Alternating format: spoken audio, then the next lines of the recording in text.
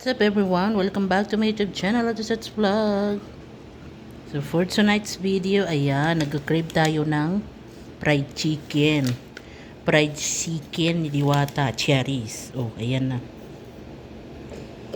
So yun, kasi nag-order ako sa nanay ko. Sabi ko, pag bumili kayo ng food sa labas, gusto ko fried chicken. O, fried chicken. Chicken ni Diwata. So ayan. So buti naman, bumili yung nanay ko natin spicy.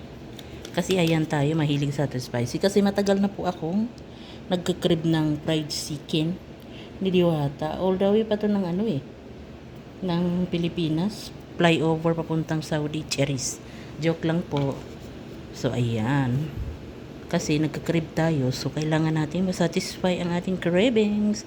Kaya yon sabi ko kay nanay, ibili niya ako. So binilhan tayo. So meron siyang kasamang mga kubos yan guys.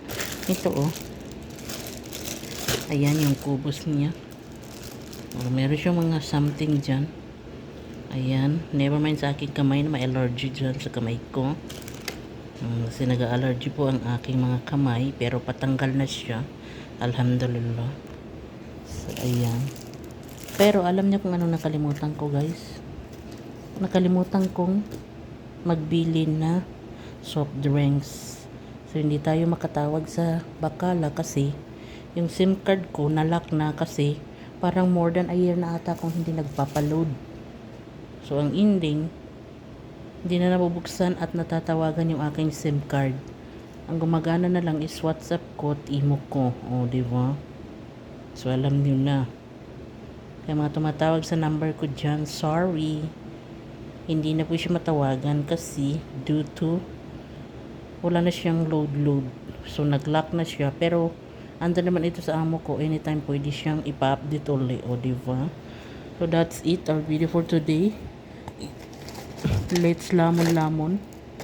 Actually nakapag-dinner na ako kanina eh. Kaso nga lang, since craving ko to, kainin natin. Kung hindi ito maubos, meron pa naman bukas ng umaga. Diba? Unahin natin itong pakpak. Yan o.